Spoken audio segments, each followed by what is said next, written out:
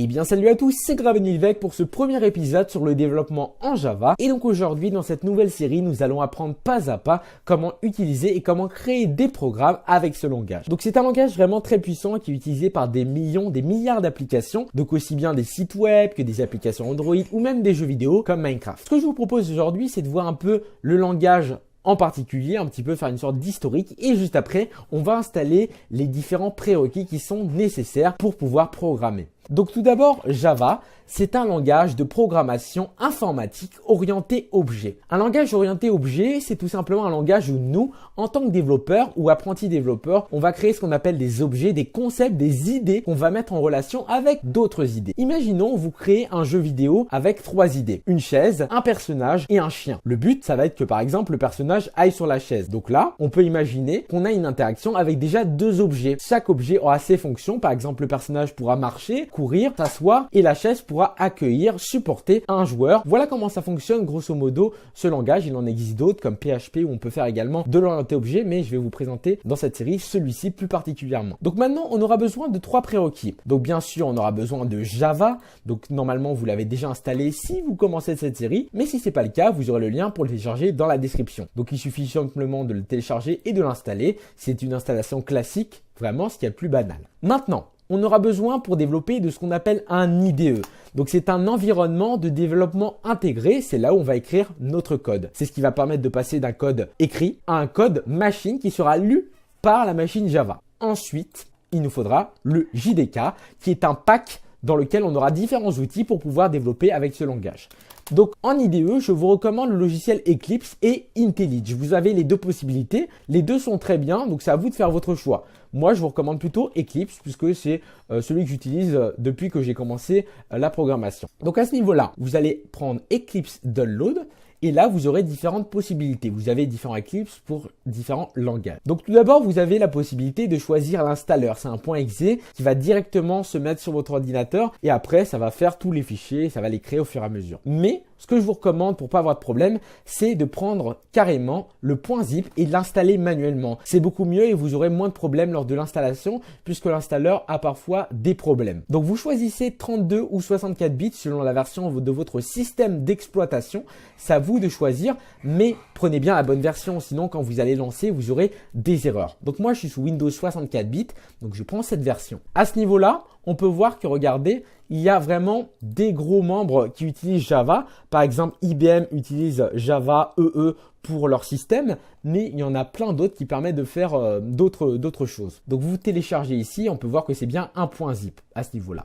Donc vous l'enregistrez, parfait, et il nous faudra le dernier prérequis, comme je vous l'ai dit, c'est le JDK, le Java Development Kit 8. C'est la dernière version qu'on a. Donc vous cliquez sur le lien qui sera pareil en description. Vous acceptez ici la licence et vous choisissez la version. Et il faudra également l'installer. Prenez bien le temps d'installer proprement ces 3 prérequis. Donc moi je vais prendre pareil Windows 64 comme ceci. On télécharge. On enregistre, donc on télécharge et on installe et tout est bon. Donc une fois qu'on a tout ça, vous allez prendre ici votre petit Eclipse et on va devoir l'installer, plutôt le placer sur notre ordinateur.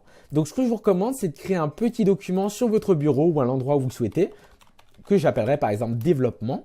Et à l'intérieur, on mettra tous les composants de notre Eclipse. Donc moi, je vais directement glisser le fichier à l'intérieur et ça va faire toute la transaction des fichiers qu'on retrouve directement dans Eclipse. Puisque là, comme j'ai téléchargé la version fichier et pas la version installeur, je dois mettre tout manuellement. Donc maintenant, à l'intérieur du développement, j'aurai Eclipse et je vais pouvoir lancer le logiciel.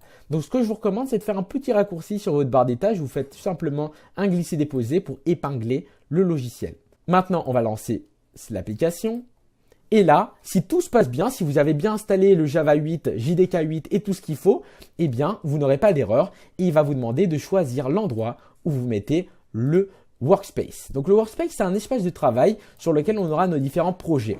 Donc vous faites browse pour changer ça. Moi, je vais mettre dans développement. Donc on fait un nouveau dossier qu'on appellera workspace ou espace de travail, c'est à vous de choisir. Donc on fait OK. Là, il a bien choisi la destination. Et ensuite, on valide. Donc là, ça va charger directement le logiciel Eclipse Neon 2 et on va voir une fenêtre qui s'ouvre. Donc moi, je vais vous montrer un petit peu comment arranger le logiciel pour pouvoir développer correctement. mettre Eclipse en noir pour pas vous brûler les yeux et on verra comment créer une première classe et voir comment ça fonctionne. Donc vous mettez ça en plein écran, vous allez fermer la fenêtre de bienvenue et là vous allez avoir différentes fenêtres. Donc tout d'abord à votre gauche vous aurez les différents projets. Donc c'est là où vous aurez les différents programmes, tout ce que vous allez créer, ce sera affiché ici. Ensuite là on aura le code qu'on va devoir écrire. Là on aura différentes fenêtres pour par exemple afficher les erreurs, la console, etc. Donc moi je vais fermer ça. Et ceci. Donc nous, ce qui va nous intéresser aujourd'hui, c'est cette partie-là et cette partie pour le code. Donc là, comme on a téléchargé la version EE de Java, donc pour la version entreprise, on va activer ici sur Open Perspective, vous appuyez ici, et on va choisir la version Java classique. Parfait. Donc là, vous allez avoir des fenêtres qui se réouvrent, on peut les fermer à nouveau. Hop, parfait. Et on a tout ce qu'il faut. Donc là, c'est Package Explorer maintenant et on aura le code à notre droite. Maintenant, pour éviter de vous brûler les yeux, je vous recommande de passer votre Eclipse en mode dark. Vous avez différents thèmes, différentes couleurs que vous pouvez choisir. Je vous recommande de passer en mode noir, sinon vous allez brûler vos yeux. La lumière comme ça, si vous développez pendant 5-6 heures avec un Eclipse aussi lumineux que ça, aussi blanc, c'est vraiment très mauvais pour vos yeux. Donc je vous recommande d'activer cette option. Donc vous allez dans Windows, Préférences, Général, Apparence et thème, vous passez de Windows à Dark. Appli. OK. Parfait. Donc ça va vraiment limiter la lumière et réduire le flux lumineux. Ce sera vraiment beaucoup mieux. Donc une fois qu'on a fait ça, on va créer notre premier projet. Donc pour ça, vous allez aller dans File, New. Et là, vous aurez normalement Java Project. Si vous n'avez pas Java Project, c'est sûrement que vous n'avez pas activé les perspectives. Donc dans ces cas-là, vous appuyez sur Project. Vous aurez une option là, Project, et vous choisissez Java. Comme ceci. Donc là, on va devoir donner un nom à notre programme. Par exemple, je vais l'appeler Programme, comme ceci. Ensuite, vous pouvez choisir l'endroit où vous allez le placer. Donc par défaut, il se met dans l'espace de travail qu'on avait créé. Et on va choisir la version du Java. Moi, je vais prendre la dernière version, c'est le Java SE8, celui que j'ai téléchargé. Une fois qu'on a fait tout ça, vous faites Finish et ça va créer le programme, vous voyez, qui s'est généré ici. Donc on va l'ouvrir avec la petite flèche, la petite icône. Et là, on va voir déjà deux choses à l'intérieur. Un dossier SRC dans lequel on va mettre les sources de notre programme et ici le JRE qui est en fait le JDK avec tous les différentes ressources qu'on a dans le Java qu'on va pouvoir exploiter. Donc dans ce fichier SRC, on va venir faire un nouveau package. Donc un package c'est quoi? C'est tout simplement une sorte de document, un dossier dans lequel on va pouvoir mettre des classes, dans lequel on va pouvoir mettre du code. Donc ça permet en fait de créer des classes où on va ranger nos codes. Donc là, le nom du package, je vais l'appeler net ou fr. Donc là, on met tout d'abord le domaine. Ensuite, point votre pseudonyme, point le nom de votre programme, tout en minuscule. Attention. Donc là, respectez bien cette convention pour ne pas avoir de problème. Un domaine, fr, net, com, votre pseudo et également le nom de votre programme tout en minuscule. À ce niveau-là, on fait Finish. Et là, à l'intérieur, on va pouvoir ranger une nouvelle classe, comme ceci. Donc, on va donner un nom à notre classe. Vous avez également la possibilité de choisir un package ou même faire des sous-packages, c'est ce qu'on verra plus tard. Et là, on donnera un nom, par exemple, on va l'appeler main, puisque c'est la classe principale. Donc, pour développer en Java, il vous faudra au moins quelques notions d'anglais pour comprendre un peu tout ça, public, privé, tout. Donc, une fois qu'on a fait ça, vous allez également activer la petite option public static void main string args, qui est une méthode qui va s'activer lorsqu'on va lancer notre programme. Donc, vous activez ceci et vous faites finish. Donc là, ça va générer à votre droite une première page avec du code inscrit. La première ligne, c'est tout simplement pour désigner quel est le package qui va supporter votre classe. Donc là, comme j'ai mis ma classe main à l'intérieur de ce package, ce sera le package qui s'appelle fr.gravenildec.program. Ensuite, je finis par un point virgule. Donc ça se génère automatiquement. Ensuite, on a un public class main, que je crée une nouvelle classe publique qui porte le nom main. Mais là, ça va commencer à être un peu bizarre. Pourquoi? Là, regardez, j'ai des accolades dans tous les sens, ça s'ouvre, ça se ferme. C'est quoi ce bordel? C'est quoi ce charabia? Tout simplement, en Java, on va utiliser une syntaxe particulière avec des accolades. Vous retrouvez ça dans d'autres langages, mais voilà comment ça se présente. C'est sous forme de bloc. Donc là, j'ai une public class main, donc elle s'appelle main ma classe.